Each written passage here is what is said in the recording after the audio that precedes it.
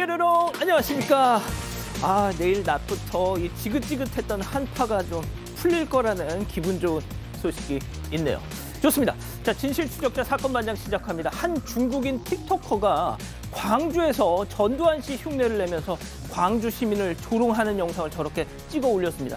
딱 보니까 머리 상태도 비슷하고요.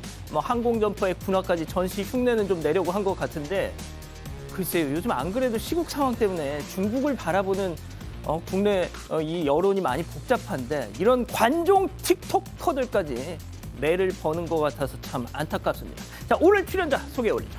백다희 아나운서, 박지훈 변호사, 박상희 한국열린사이버대 교수, 양지열 변호사 나오셨습니다. 안녕하세요. 안녕하세요. 영상 보여주시죠. 하와이 알라모아나 파크입니다. 사반에서나 보던 건데 하와이에도 골프장 많구만 좀! 저기서 골프를 치고 있어 하신 지니님. 자, 부산 초량 어린이 과학관 담벼락에 택시 기사님들이 자꾸 소변을 봅니다. 제발 좀! 하신 박찬우님. 사진 보여주시죠. 한탄강 버스 여행 가는 길에 드디어 저도 실물 영접했어요. 아줌마 종 내려 하신 장윤지님. 자, 1982년 온 가족이 캘리포니아로 이민 오면서 외사촌들과 연락이 다 끊겼습니다.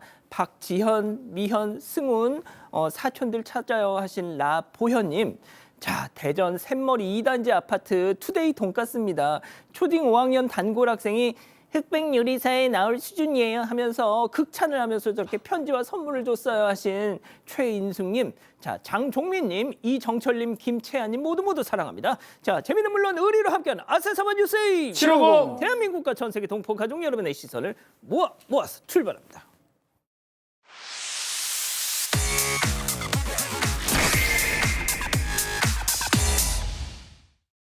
첫 번째 가보죠. 자, 변신 후 뿅입니다. 자, 황당한 절도 사건 제보 영상 만나보시죠.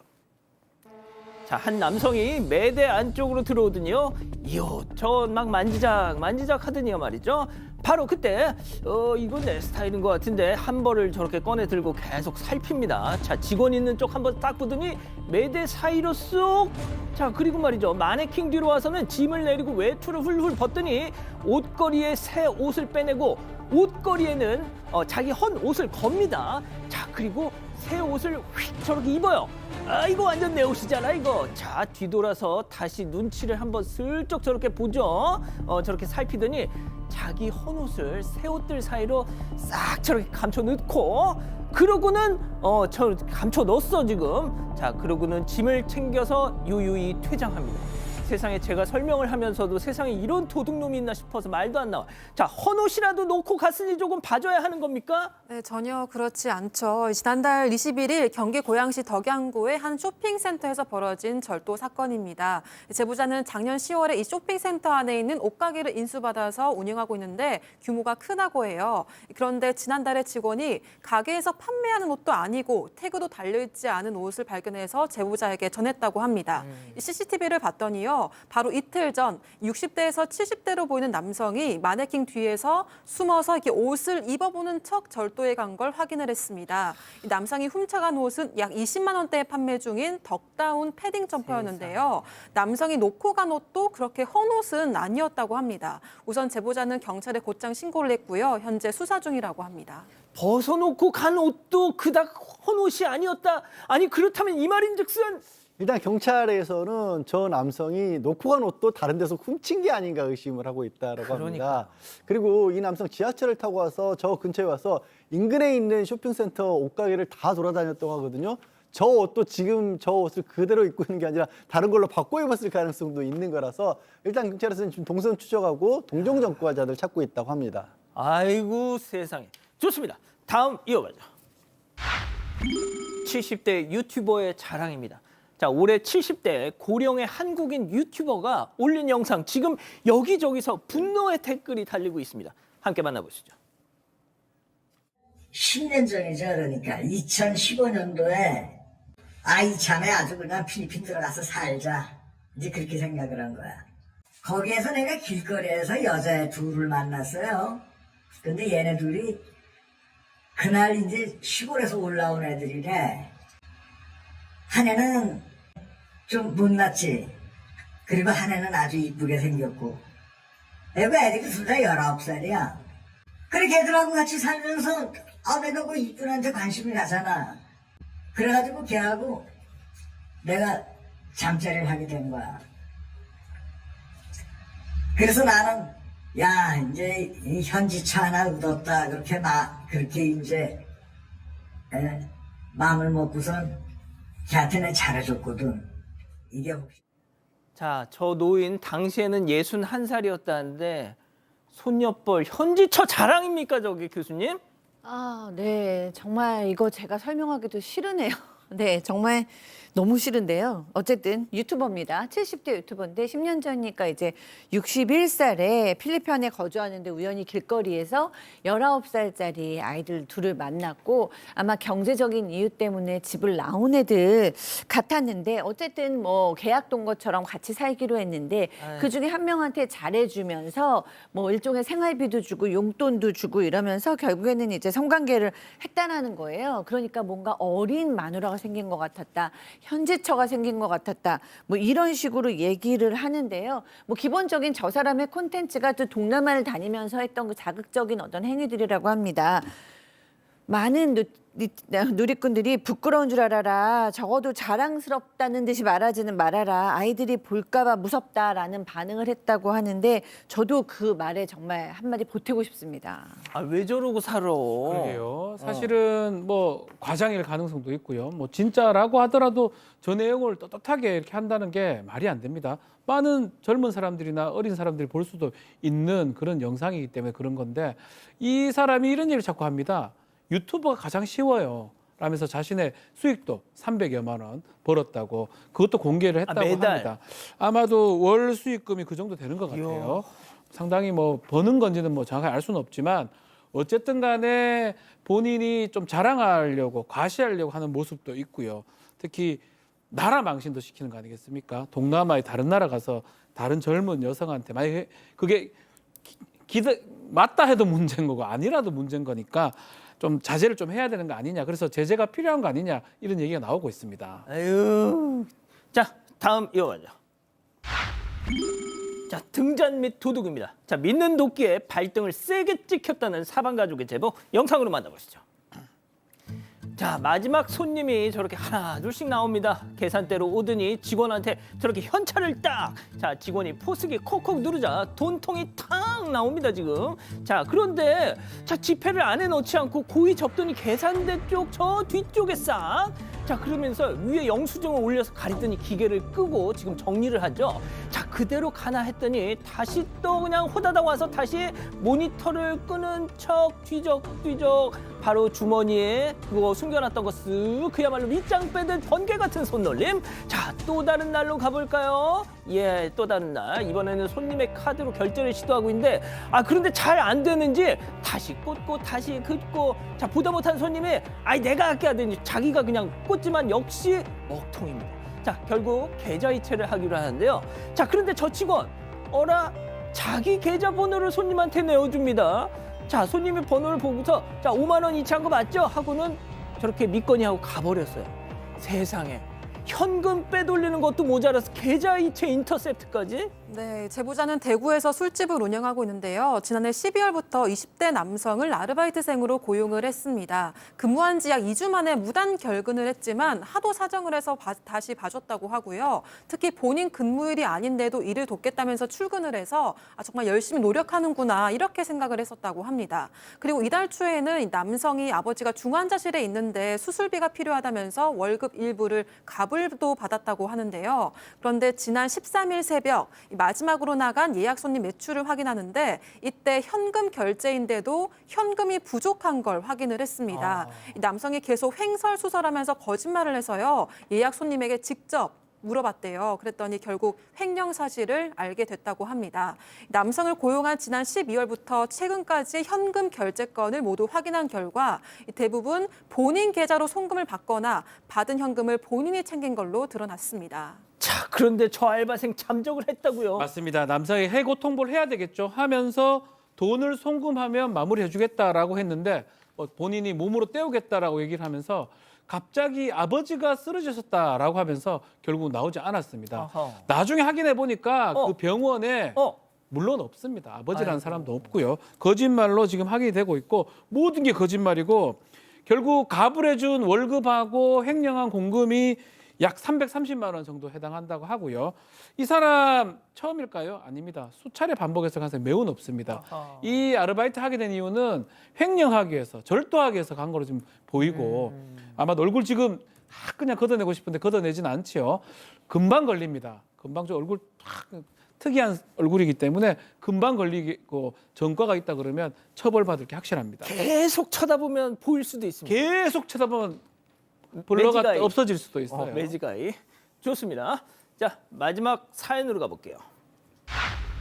입만 벌리면 막말입니다. 자, 집단 지성의 판단을 받아보고 싶으시다면서 제보해 주신 사연 함께 들어보시죠.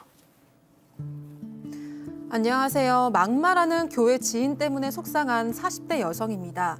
저는 미국에 살고 있는데요. 제가 다니는 교회 지인이 평소 막말이 좀 심합니다.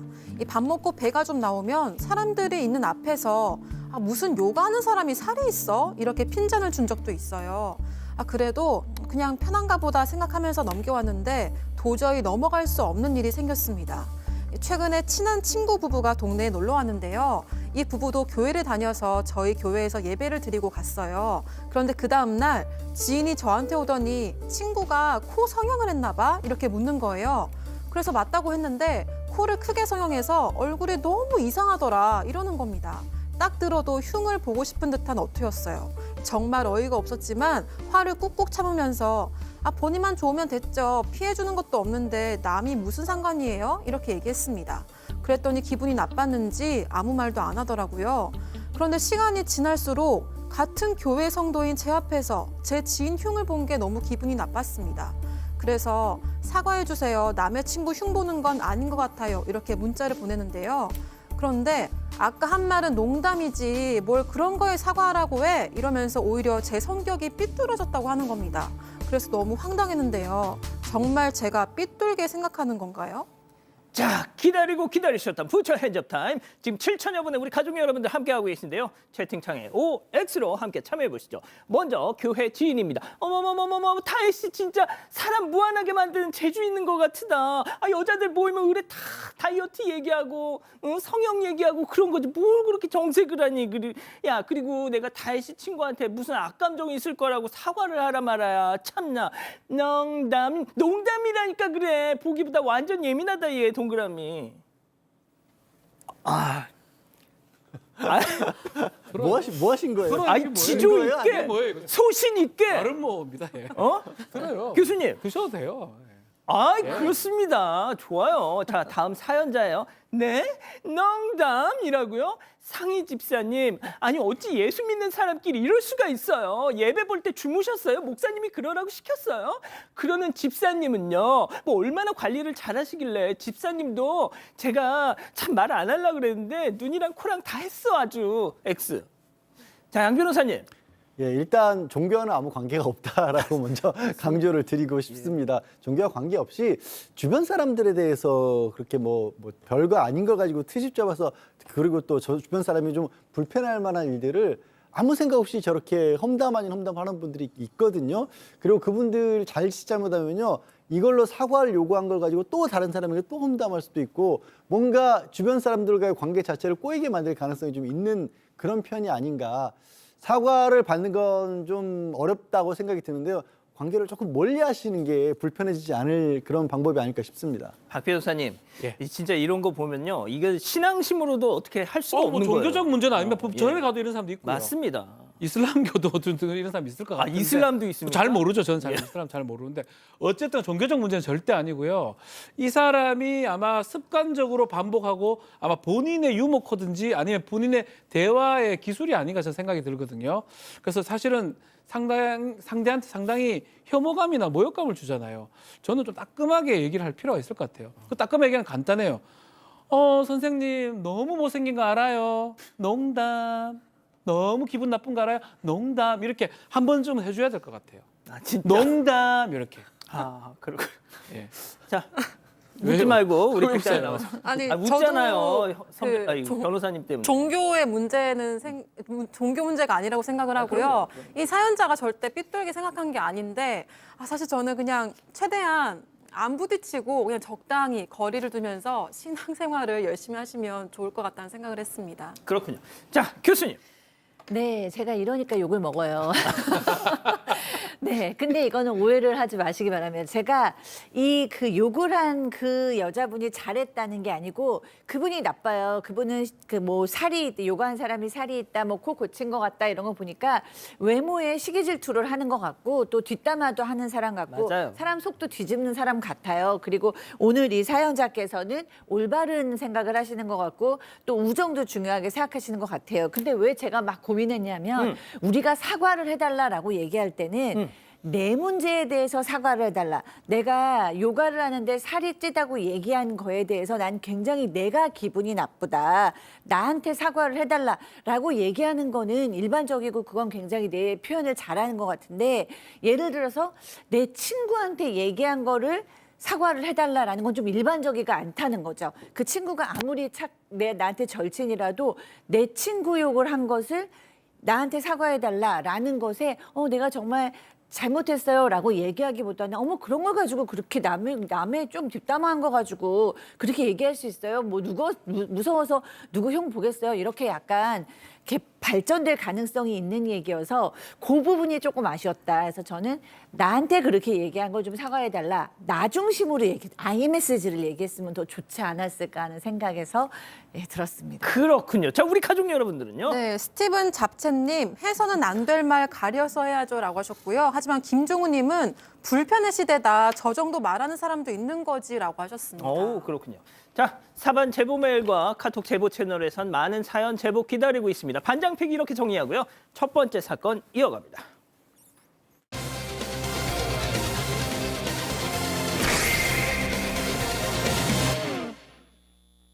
경기 고양시의 한 중식당에서 업주인 60대 여성이 살해되는 사건이 일어났습니다.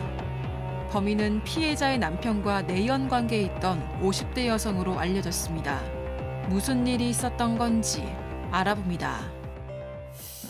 정말 충격적인 사건이다라고밖에는 말씀 못 드리겠네요. 네, 지난 21일 오후 8시 20분쯤 경기도 고양시 한 중식당에서 살인 사건이 발생했습니다. 당시 경찰에 따르면 식당 룸에 어머니와 여성이 있는데 난도질이 돼 있다. 이런 취지의 신고가 접수가 됐는데요. 난도질. 네, 경찰은 음식점 내부 룸에서 이미 숨진 60대 여성 그리고 중상을 입은 다른 50대 여성을 발견했습니다.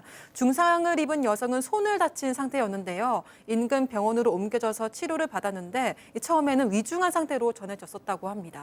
자, 지난 21일 그러니까 금요일 밤 손님들이 가장 많이 있을 그런 식당이었을 그 시간인데 이 살인 사건이 났습니다. 여기서. 일단 살해당한 여성은 그 음식점 중식당의 업주였습니다. 그리고 그날 그 음식점 주방에서 일을 하던 아들이 발견을 하고 신고를 한 것인데요. 아들이 이제 그 룸에 어머님하고 다른 여성이 들어가서 굉장히 오랫동안 나오질 않는 게 이상해서 들어가 봤더니 룸에서. 예, 어머니가 숨져 있었던 것이고요. 그리고 어머니는 목 쪽에 큰 외상을 입고 쓰러져 있는 상황이었고 그다음에 함께했던 다른 여성 같은 경우는 크게 다친 분은 없었는데 이 혼수 상태에 빠져 있었던 상황이었다고 합니다. 경찰이 수사에 나서서 보니까 주변에 다른 사람들, 그러니까 두 사람의 여성 외에 다른 사람들은 그 방에 드나들었던 흔적이 없었습니다. 자, 방에 드나든 사람이 아무도 없다는 건 결국 둘 중 한 명이 흉기를 휘둘렀다는 얘기겠죠. 자, 그런데 수사 결과 두 사람 간의 관계, 그 관계가 정말 충격적이었습니다. 체크포인트 짚어보죠. 자, 이게 무슨 얘기인지 지금 사건을 수사하고 있는 담당 경찰 얘기 들어보시죠. 그 피해자가 내 개인적으로 칼도 들고 왔어요. 남편을 만나던 여자니까. 그 있잖아요. 애인이 부인한테 하는 행동들. 그 피해자 남편한테도 화도 나고 여러 가지 화가 났겠죠. 자, 박 변호사님, 예. 그러니까 가해자가 이 피해자 남편과 내연 관계였다. 맞습니다. 쓰러져 있던 50대 여성이 유력한 용의자로 추정이 되는 상황인데 알고 보니까 이 가해자가 이 피해자 남편하고 내연 관계가 있었습니다. 결국은 가해자하고 지금 피해자가 본처 내연 관계, 이 관계로 지금 된 상황이고요. 업주 입장에서는 남편하고 중식당을 운영했었는데 이때 뭐 아들도 지금 도와주고 있었고요. 이 도와주는 상황에서 이런 일이 발생했던 걸로 보이는데 가해 여성도 쓰러져 있다가 혼수 상태에서 회복을 했고 어제 오후에 퇴원해도 좋다는 의사 소견을 받아서 퇴원한 뒤에 바로 경찰에 체포가 됐습니다. 박 교수님, 지금 경찰에서도 저희가 오늘 하루 종일 취재를 했는데도 아무래도 이게 좀 뭐 말씀 들으신 것처럼 불륜이나 뭐 이런 거다 보니까 상세하게 좀 설명을 안 해주더라고요. 네, 뭐 아무래도 불륜 사건이다 보니까 좀 그렇기도 하고요. 사실 그 피해자의 명예나 가족들의 유가족의 어떤 정신적 충격 때문에도 지금 그럴 수밖에 없는 상황이에요. 왜냐하면 이 피해자께서 목 쪽에 아주 심하게 외상을 입었는데 그 시신의 훼손 정도가 매우 심하다고 해요. 그런데다가 또 이거를 처음 발견한 사람이 아들입니다. 근데 아들이 뭐라고 표현을 했냐면 시신에 난도질이 돼 있다라는 표현을 했어요. 그러니까 이게 굉장히 지금 심각한데 어떤 가족들에 대한 어떤 정신적 충격도 큰 상황 같습니다. 예. 가해자는 뭐 일단 외상이 심하지 않고 또 무슨 어떤 보도를 보니까 약을 복용해서 혼수 상태였다고 하더라고요. 결국 어떤 무슨 약 기운을 빌려서 이런 짓을 벌인 게 아닌가 싶은데 깨어났다고요. 네, 그렇습니다. 일단은 가해자가 말씀하신 것처럼 추정 문제, 남녀관계 때문에 이렇게 저지른 사건이 맞다라고 얘기를 했고요. 미리 흉기를 준비해서 가지고 갔고 그리고 평소에 복용하던 약도 그때 같이 챙겨갔다라고 합니다. 그러다가 말다툼을 남녀 문제 때문에 그 피해자와 말다툼을 벌이다가 남녀 문제라는 게 결국 피해자의 남편 아니겠습니까? 말다툼을 벌이다가 흉기를 휘둘러서 사람을 해쳤다라는 걸 자백을 했고 그 이후에 가지고 갔던 약을 다량으로 복용하는데 그게 수면제 계열이었다고 합니다. 그래서 아까 말씀드린 것처럼 아들이 발견했을 때는 혼수 상태에 빠져 있었던 그런 상황인데 경찰에서도 뭐 일단 남녀 관계라는 정도는 얘기를 하지만 아까 잠깐 언급이 된 것처럼 자세한 내용은 또 유족들의 어떤 그런 관계라든가 이런 부분들이 있기 때문에 밝히지 못한다라고 한 상황입니다. 자, 뭐 교수님이 짧게 좀 정리해 주시죠. 네, 뭐 여러 가지 사실은 좀 더 밝혀야 되는 상황이 많습니다. 그런데 아무래도 피해를 당하신 분이 가장 안타까운 죽음을 당하셨기 때문에 저희 보는 사람들도 굉장히 마음이 함께 괴롭고요. 지금 많은 분들이 이 현장을 발견한 아들이 걱정스럽다라는 얘기를 하고 있어요. 왜냐하면 일단은 본인의 어머니가 이렇게 무참히 살해당한 것만으로도 너무나 충격적이고 상처일 텐데 그 장소가 그 아들과 함께 일하는 곳이었다는 식당이었다는 점. 그런데다가 또 그 가해자가 아버지의 내연녀다. 그러니까 아버지에 대한 배신감과 충격도 굉장히 클 수밖에 없죠. 그런데도 아까도 말씀드렸듯이 시신의 훼손 상태도 크기 때문에 아들에 대한 걱정도 많이 되는 상황입니다. 그러니까요. 예, 뭐 계속 좀 수사 결과가 나오는 걸 보겠습니다. 자, 이렇게 정리하고요. 두 번째 사건 이어갑니다.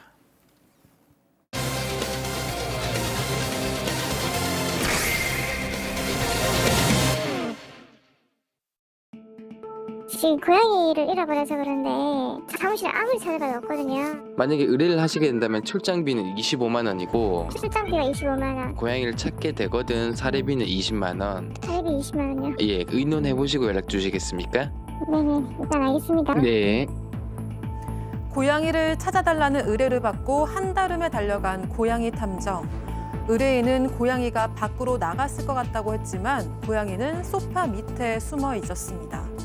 애타게 찾던 고양이가 사무실 안에 있었다니 놀라면서도 당황해서였을까요? 왠지 묘한 정적만 흐릅니다. 대체 뭐가 문제인 걸까요? 예, 주말 사이에 저희한테 이거 좀 취재해달라는 많은 제보가 쏟아졌습니다. 고양이 키우시는 분들 다들 아시겠지만 저도 고양이를 한번 잃어버린 적이 있었거든요. 정말 이 녀석이 그냥 집을 확 나가버렸어요. 그래서 겨우겨우 정말 며칠 걸려서 찾았는데 그래서 고양이들, 집 나간 고양이들을 찾아주는 그런 탐정이 있습니다. 고양이 탐정. 자, 그중 한 분이 정말 겪은 일입니다. 네, 그렇습니다. 이 일 자체에는 제보는 말씀을 하신 것처럼 이 일을 하시는 고양이 탐정이 저희한테 사건을 제보한 게 아니라 그 탐정이 유튜브로 운영하고 있거든요. 그 유튜브 영상을 본 다른 분들이 저희한테 제보를 주신 겁니다. 그러니까 이 탐정 같은 경우는 지금 한 5년 정도 고양이 찾아주는 일을 하고 있는데 본인도 고양이를 키운대요. 근데 고양이를 주변에서 잃어버리고 또 잃어버리기 때문에 가슴 아파하다가 또 극적으로 찾고 이런 일들을 많이 봤고 그래서 고양이를 찾았을 때 그 기쁨이라든가 보람이라든가 이런 게 너무 커서 아예 그 일을 업무로 하게 된 겁니다. 그래서 지금까지 굉장히 많은 고양이들을 찾았다라고 하는데요. 지금 이 사연 같은 경우도 사무실에는 고양이가 보이질 않는다라는 연락을 받고 아 그러면 제가 거기 가는데 출장비가 25만 원이고 찾았을 경우에 사례비는 20만 원입니다. 안내를 하고 그다음에 출장비 입금을 받은 다음에 고양이를 찾으러 나섰던 겁니다.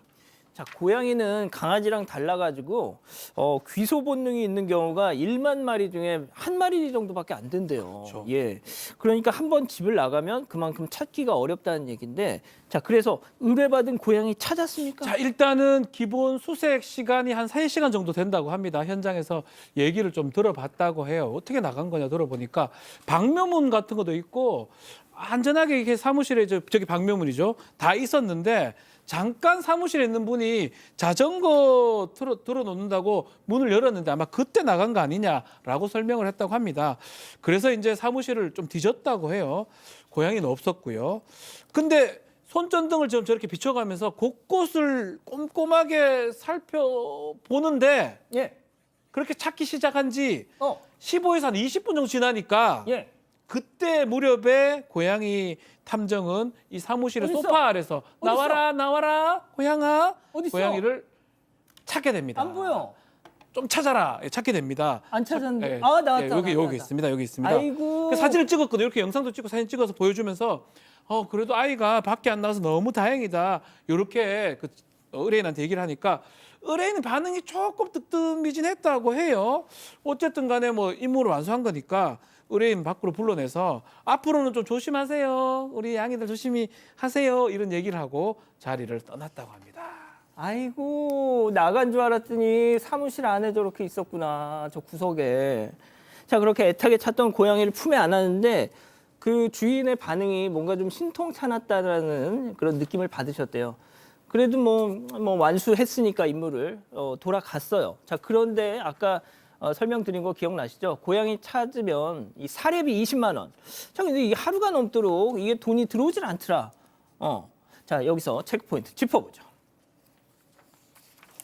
자, 법대로 하세요. 자, 고양이를 찾은 다음 날 이 고양이 탐정 이분이 직접 의뢰인한테 전화를 해서 통화하던 중에 이런 얘기를 들었다는 겁니다. 저희가 좀 이따 말씀드리겠지만 이 의뢰인과도 연락이 닿았습니다. 본인 목소리를 변조하는 걸 원치 않으셔서 그대로 저희가 내보낸다는 점 미리 말씀드립니다. 한번 들어보시죠. 사례비가 아직 입금이 안 돼서 집사님 어떤 사례비요? 어제 그 고양이 찾아드린 거 있잖아요. 그 20만을 드려야 되는 거예요. 고양이를 찾아드렸잖아요. 집 안에 있었잖아요. 그 고양이를 그래도 찾아드린 거 아닌가요, 그게? 아니, 집 안에 있었던 아이였는데 그거를 사례비를 또 준다는 게 말이 안 되잖아요. 저는 괜히 그냥 그 탐정을 부르게 된 거였잖아요. 그래서 저는 25만 원도 그냥 나간 건데 그게 그냥 나간 거예요? 그냥 나간 거죠. 어쨌거나 오셔서 찾아주셨지만 집 안에 있었잖아요. 그 시간도 오래 걸린 것도 아니었고 집 안에 있었던 건데 그걸 20만 원 또 달라고요. 이건 원래 근데 당연히 받는 겁니다. 그런 그냥 안 경우에도 찾아주셔도 사례비를 걔는 받아요. 그냥 있었던 거였어요. 찾아주신 게 아니라 저는 돈 못 드려요. 그냥 법적으로 하시면 법대로 하세요. 그러니까 이제 고양이가 사무실 밖으로 나간 게 아니라 집 안에 있었으니까 찾은 거에 대한 사례비는 줄 수 없다라는 일단 통화 내용 같네요. 그렇습니다. 이 고양이 탐정에 따르면 이제 여러분들께서 고양이를 잃어버린 줄 알았다 찾으면 너무 놀랐다가 긴장이 풀려서인지 사례비를 바로바로 주시지 못하는 경우가 이제 꽤 있다는 거예요. 그러면 나중에 이제 그날 저녁이나 다음 날쯤 전화가 와서 내가 너무 죄송하다. 정신이 없어서 그랬는데 출장비 드렸던 계좌로 드리면 되느냐라고 이제 물어보곤 하신대요. 근데 이 의뢰인은 아무런 말이 없는 거예요. 그래서 이제 전화를 하셔가지고 사례비 얘기를 꺼냈더니 지금 들으신 것처럼 전혀 생각도 안 했다는 듯이 그걸 내가 왜 드려야 되는 거냐. 드리는 게 말이 되냐. 괜히 출장비도 드린 거 아니냐. 이렇게 얘기하신 겁니다. 자, 일단 저였어도 내가 조금만 더 잘 찾아봤으면 그냥 부르지 않고도 내가 찾을 수 있었는데 좀 아깝다는 생각은 했을 것 같은데 네.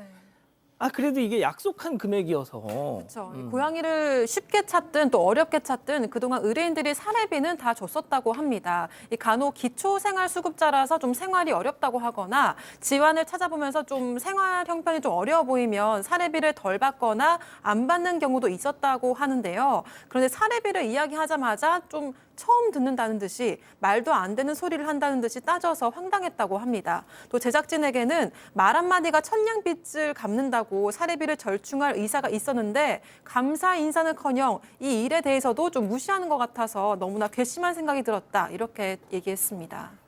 자, 그런데 이 일이 있고 난 며칠 뒤에 이 고양이 탐정 이분이 본인 유튜브 계정에 앞서 보신 그 영상을 올렸습니다, 양 변호사님. 네, 그렇습니다. 처음 이제 의뢰를 받을 때부터 사례비를 못 받게 됐다는까지 영상을 만들었는데 이거 굉장히 폭발적인 반응을 일으켰습니다. 조회수가 80만 회가 넘었고 댓글도 40개가 1만 개가 넘게 달렸다고 하는데 누리꾼들의 반응은 굉장히 좀 비판적이었어요. 뭐 거기 눈에 띄는 댓글들 이런 것들이 있었습니다.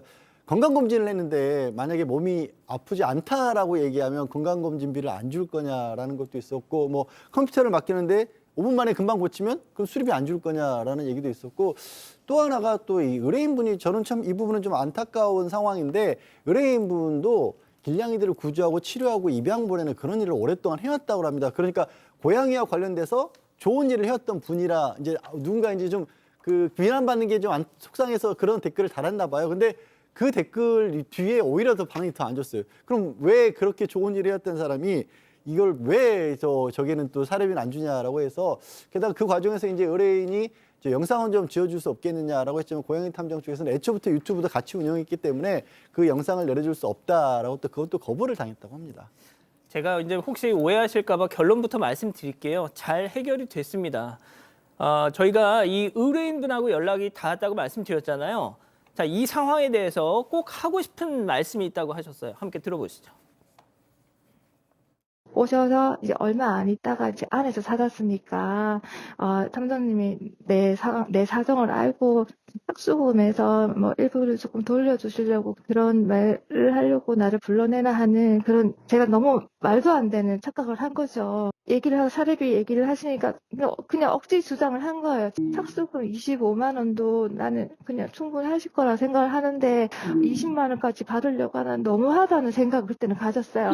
제가 그거를 띄어먹으려고 한 게 아니라 그냥 제가 착각을 한 거예요. 제가 이제 생각해보면 그거 정말 미친 생각이었던 것 같아요.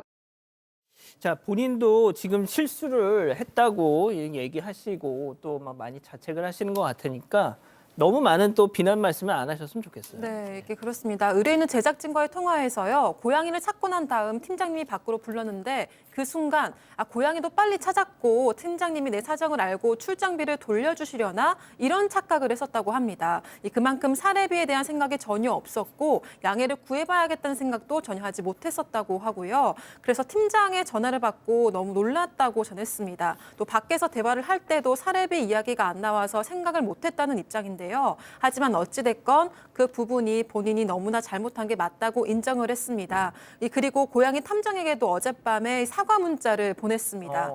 다만 본인은 동물의 진심인데 이 영상으로 고양이를 찾았는데도 기뻐하지 않고 돈도 아까워하고 그런 모습이 나가서 너무나 속상하다고 전했고요. 또 믿고 응원해준 분들이 오해하고 배신감을 느낄까 봐 그게 가장 걱정된다고 전했습니다. 자, 교수님 뭐 결론을 말씀 주시죠. 네, 결론은 이제 의뢰인께서 나머지 이 비용을 다 입금을 하셨어요. 그러니까 결국에는 출장비에 그다음에 사례비까지 다 입금을 완료했습니다. 그러니까 본인이 사과도 했고요. 그러면서 이제 이 일이 끝났는데 고양이 탐정께서는 이런 얘기를 하셨어요. 저와 같이 피나는 노력을 해오면서 어떤 일을 좀 전문적으로 하게 된 사람들이 좀 부당한 대우를 받지는 않았으면 좋겠고 이런 일을 하시는 분이 좀 힘들을 내셨으면 좋겠다라고 얘기하셨습니다. 그렇군요. 알겠습니다. 이렇게 정리하고요. 별별 상담소 이어갑니다.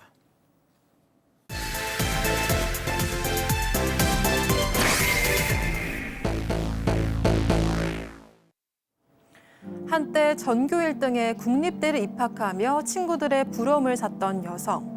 30년 후 여성은 한 공장에서 근무하게 되는데요. 그런데 한 상사가 유난히 여성을 괴롭히기 시작합니다. 과거의 인연이 악연으로 바뀌었다는 두 사람, 대체 어떤 사이일까요? 야, 이 사방 가족분의 충격적인 사연 제보인데 대체 공장에서 누굴 만난 겁니까? 일단 제보자분은 50대 여성이고요. 정말 잠깐 얘기한 것처럼 그 지역에서는 굉장히 유명한 국립대학교를 졸업을 하고 결혼하시는데 남편분이 공무원이었다고 합니다. 그런데 최근에 이혼을 했고 그리고 이제 혼자 사시면서 취업을 하셨던 모양이에요. 취업을 한 공장으로 취업을 했는데 거기 그 공장에 30년 전에 고등학교 동창이 같은 회사에 다니고 있었던 겁니다. 그래서 중간에 뭐 아이 낳고 어쩌고 하는 거에서 연락이 끊겼던 그런 사이였는데 한 20여 년 만에 만났으니까 반가워해 줄 줄 알았는데 처음에 보자마자 그 친구가 이 사연자분을 위아래로 훑어보면서 막 웃음을 터뜨렸다는 겁니다. 내용인즉슨 그 친구가 아니 4년제 대학까지 나와서 결국 공장에서 일하냐? 그러면서 나는 여기서 중간 관리자니까 앞으로 반장이라고 불러라? 라면서 이제 쌀쌀맞게 오히려 부렸다라고 합니다. 자, 20년 만에 공장에서 만난 여고 동창. 정말 뭐 반갑게 상이야 뭐 이럴 줄 알았더니 막 위아래로 훑어보면서 야, 나 여기 중간 관리자니까 너 앞으로 나한테 반장이라고 불러. 네, 그러면서 또 나아가서 사람들이 있는 곳에서도 이 여성을 무시했다고 합니다. 한때는 전교 1등이었는데 아유 사람 일은 정말 모른다니까 뭐 이렇게도 이야기하고요. 너 남편이 생활비 안 주니? 딴 여자한테 주나? 막 이러면서 까르까르 웃기도 하고요. 또 이 여성이 색깔인 듯 립밤을 바르니까 너 왜 아가씨인 척하냐고 이렇게 또 타박을 주기도 했어요. 그러면서도 또 나아가서 내가 너랑 같은 급이라고 생각하지 말아라. 두고 봐라. 뭐 이런 식으로 또 약간 협박성 발언까지 했습니다. 그리고 어느 날 이 여성이 물건을 옮기고 있는데 갑자기 이 친구란 사람이 물품 상자를 확 던지는 거예요. 그래서 이 여성이 이걸 딱 막으려다가 손가락에 골절되기까지 했다고 합니다. 그런데 이 친구 실수였어? 이렇게 얘기하면서 가버렸다고 합니다. 방금 다시 한번. 실수였어? 너무 얄밉다 진짜. 어쩌면 좋니? 네, 또 이뿐만이 아니라 다른 직원들 앞에서 여성에게 욕설을 한 적도 있고요. 욕설을 면전에서? 네, 면전에서 다른 사람들 앞에서. 그리고 여성이 이혼 사실을 또 다른 친구한테 전해 들었나 봐요. 그걸 가지고도 너 이혼했다면서 왜 잘난 척하냐 또 이렇게 좀 핍박을 했다고 합니다. 또 어느 날은 여성이 점심을 먹으러 가는데 갑자기 친구가 귀를 잡아 당기면서요. 귀가 작고 턱이 좁은 게 딱 말년에 박복하게 생겼다. 이런 악담을 하면서 괴롭히기도 했습니다. 또 여성이 사람들 앞에서 뭐 하는 짓이냐 자꾸 이러면 위책임자에게 신고하겠다 이렇게 경고를 했는데 하지만 친구는 아랑곳하지 않고 다시 여성의 귀를 잡아당기면서 내가 너 같은 애들 내쫓기 전문이다 이러면서 얼굴 쪽을 향해서 침을 뱉기까지 했습니다. 이 여성 너무 수치스럽고 분해서 눈물까지 흘렸다고 합니다. 박 변호사님, 예. 그 무슨 일진 출신이었나? 이거 침 뱉는 건 아니지요. 예. 딴 것도 뭐 문제지만 얼굴에 침 뱉는 거는 이거 충격적이고 그래서 이건 안 되겠다 싶어서 책임자한테 얘기를 합니다. 이거 도저히 이건 말도 안 된다.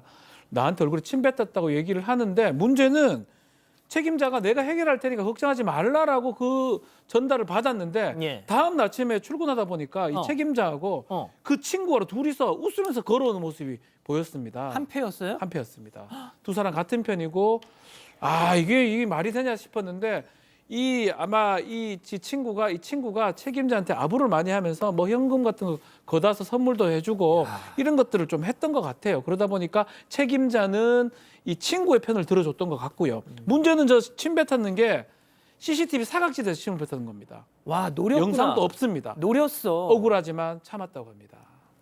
자, 무엇보다 이 제보자 여성분은 얘가 도대체 나한테 무슨 억하심정으로 이러는지 도무지 모르겠다. 네, 맞습니다. 여성 화가 나서 친구를 쫓아가서 물었지만 친구는 기억도 나지 않는 옛날 이야기를 꺼내면서요. 네가 평생 잘 나갈 줄 알았는데 전세 역정되니까 억울하냐 이렇게 좀 황당하게 대답을 했습니다. 분명한 건 여성의 친구와 뭐 싸우거나 서운하게 한 일은 전혀 없었다고 하는데요. 여성은 그렇다고 해서 이 생계 때문에 이 일을 그만둘 수도 없는 상황이라고 합니다. 그러다가 얼마 전에 이전에 근무했던 직원이 연락이 왔대요. 그러더니 우연히 사연을 들었다면서 이 동창의 만행을 폭로를 했다고 합니다. 그동안 친구가 괴롭힌 사람만 여러 명이고요. 이 사람 역시도 정신과 치료까지 받았지만 위책임자가 일방적으로 잘랐다고 하는데요. 그러면서 혹시 원한다면 내가 증언도 해주겠다 이렇게 약속을 했습니다. 그래서 여성은 책임자보다 더 윗선인 상급자를 찾아가서 이의 제기를 했다고 합니다. 자, 한마디로 이 친구가 그 중간 관리자라는 사람, 그 책임자를 등에 업고 호가 오일을 하고 있어요. 공장에선 거의 진짜 폭군 행세를 해왔다는 건데, 자, 과연 친구는 제대로 된 징계를 받았을까요? 제보자 여성의 목소리 직접 들어보시죠. 친구 같은 여자가 나는 잘못한 게 없어. 너한테 일방적으로 당했고 그때 지가 당했다는 거예요. 지는 거짓말 한 개도 안 한대야. 얘랑 나랑 자르면 되겠어. 이렇게 얘기를 하는 거예요. 그러면서 하는 말이 그냥 서로 아무 말 하지 말래요. 자, 난 잘못한 거 없고 차라리 쟤랑 나랑 같이 왜 사연자를 잘라? 자기를 잘라야지. 그러게나 말입니까. 일단 이제 사연자분은 그러니까 책임자보다 상급자에게까지 이거를 좀 고통을 호소해서 결국 이제 사연자분하고 친구하고 책임자까지 삼자 대면을 했답니다. 그런데 그 자리에서 내가 사실은 잘못한 것도 하나 없고 평소 말도 안 듣고 오히려 나를 괴롭혔다라는 주장을 했다라는 겁니다. 사실은 그 지금 친구라는 사람이 침 뱉고 이런 것도 다른 직원들도 봤다고 하는데 여기 좀 끼어들기가 싫어서인지 말을 안 아끼고 있고 도와주지 않고 있다고 합니다. 결국 그 바람에 상급자도 딱히 증거가 없어서인지 아니면 또 거기 끼어들기가 귀찮아서인지 두 분 다 같이 그만두거나 아니면 뭐 문제 삼지 말고 일만 열심히 해라 이렇게 해서 끝내버렸답니다. 자, 그럼 여기서 별별 상담소 오늘의 궁금증 짚어보죠. 자, 직장에서 이유 없이 날 괴롭히는 여고 동창생, 이거 신고하면 해결될까요? 자, 박 변호사님. 네, 뭐 해결할 수 있을 것 같습니다. 뭐 지금 영상이 없다고 하지만 다른 사람들의 진술이라든지 아니면 뭐 깃볼 잡아당기고 이런 어떤 물리적 행동들도 보이거든요. 실제로는 증거가 뭐 녹음 자료가 있으면 좋지만 없다고 하더라도 막 일기장에 이렇게 구체적으로 적시가 돼 있다면 그게 괴롭힘의 증거 자료로 쓸 수가 있습니다. 그래서 신고를 한다면 이 괴롭힘 등으로 구제를 받을 수 있지 않을까 생각이 됩니다. 양 변호사님. 일단 혹시 모르니까 뭐 박 변호사님 말씀도 맞고요. 그런데 이제 추가적으로도 혹시 다른 일이 있다라면 뭐 이런 어떤 상황을 알 수 있는 녹취라든가 이런 것들이 조금 더 필요할 수도 있고요. 먼저 신고하기보다는 왜냐하면 신고는 그 사업주가 거기에 대해서 직장 내 괴롭힘을 해결하지 못했다, 방치했다는 걸로 사업주가 과태료를 받거든요. 그러면 작은 사업장 같은 경우에는 그것 때문에 또 불이익을 받을 수 있잖아요. 이분 생계 때문에 일을 하셔야 되는데 그렇게 키우기를 원치 않으실 수도 있으니까 일단 그 상급자에게 다시 한번 이런 상황이 있고 내가 법적으로 좋은 조언까지 상담까지 받아봤다. 이거 그냥 두면 회사에도 좋지 않다라는 식으로 문제 해결을 다시 한번 사내에서 해보시는 것도 좋을 것 같습니다. 자, 교수님. 도대체 왜 저럴까? 네, 그러니까 이 어린 시절에 이 제보자께서 공부도 잘하고 얼굴도 예쁜 편이었고 또 결혼도 잘해서 친구들 사이에서는 굉장히 부러움의 존재였대요. 그러니까 일단은 본인이 시기 질투했고 내게 열등감을 느끼게 했던 존재였던 거죠. 그런데 어느 날 그 사람이 추락해서 나타나니까 사실은 이제 내가 그 열등감에서 벗어나서 내 가치가 좀 올라가는 듯한 착각에 빠지는 거죠. 사실 인간이기 때문에 그런 마음을 느낄 수는 있는데 그거를 그렇다고 표현해서 그럼요. 이렇게 괴롭히는 사람은 없죠. 또 나아가서 이 가해하는 여성은 이 정도까지 느끼고 싶은 것 같아요. 이제는 내가 위다. 상대적으로 내가 더 우월하다라는 것을 느끼고 싶고 또 상황을 내가 통제하는 거지 어렸을 때처럼 내가 너의 통제를 받는 건 아니다. 네가 나를 시기 질투해야 된다. 내가 더 잘났다. 이런 걸 느끼고 싶어서 이 여성을 굉장히 괴롭히는 것 같은데 너무 미성숙하고 못된 성격이라고 볼 수 있겠습니다. 그러니까요. 자, 우리 가족 여러분들도 많은 말씀 주시네요. 네, 맞습니다. 정엘스터님 증거를 모으세요라고 하셨고요. 박혜영님 신고하셔야죠라고 하셨습니다. 둥둥의 기업님도 사연자분 다른 직장 알아보세요. 좋은 일자리 생각보다 찾으면 많습니다라고 하셨습니다. 그렇군요. 자, 별별 상담소 이렇게 정리하고요. 글로벌 픽 이어갑니다.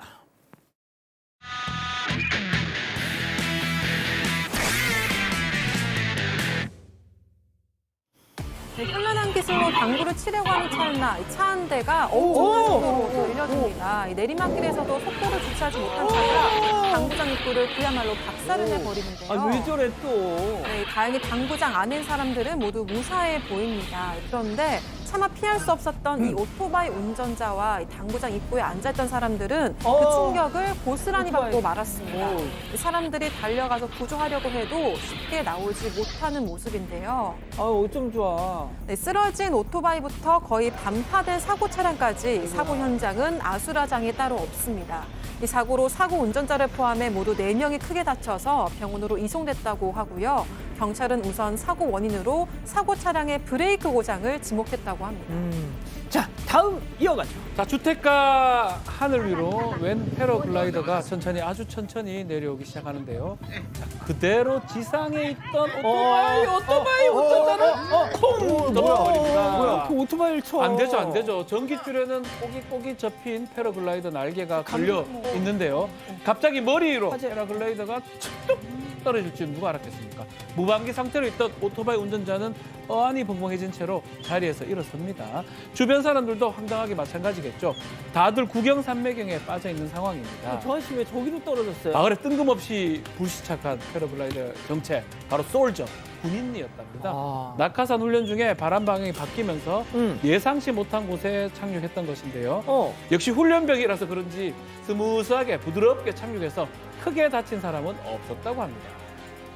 아이고야. 자, 다음 영상 이어갑니다.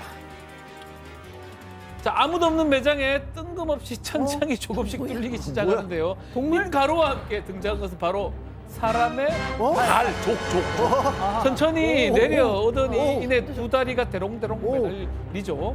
그렇게 한참 허둥거리다가 이내 매장 바닥에 뚝 떨어집니다. 왠지 도둑 스멜. 도둑입니다. 새벽 6시 문도 안 연 시간에 지붕을 뚫고 들어온 이 남성 100% 도둑이 확실하겠죠. 그런데 물건들은 싹 두고 빠른 걸음으로 향한 곳은 바로 계산대입니다. 근데 두 눈 뒷전이고요. 영수증 뭐야? 긁는 복권을 아주 줄줄이 계속 쭉쭉쭉쭉쭉 뽑아내는 모습이죠. 아니 저거 다 꽝이면 어떡해? 그렇죠. 남성 그렇게 무려 36만 원치 복권을 싹 쓸어 갔습니다. 자, 기다긴 복권만큼 꼬리가 길었나 봅니다.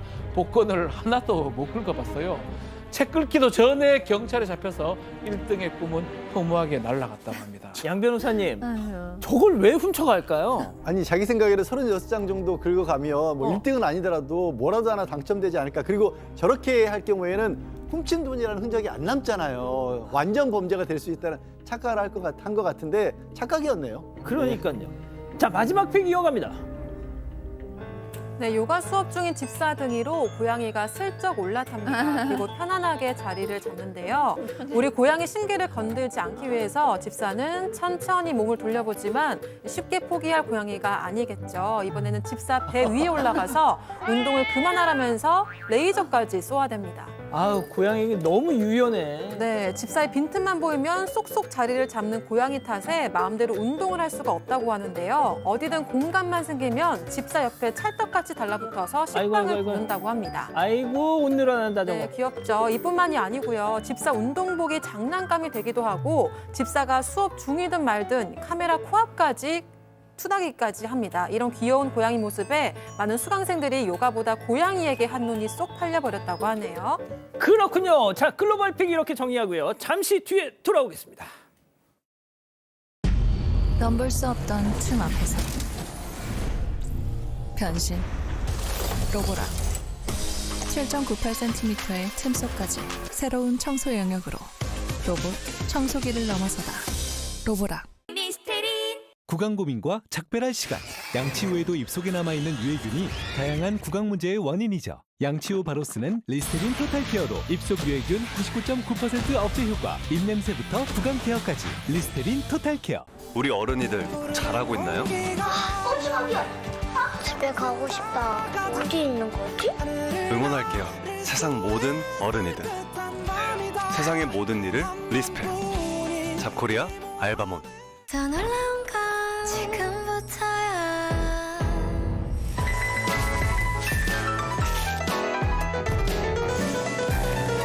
다른 걸 먹기엔 내가 아깝잖아.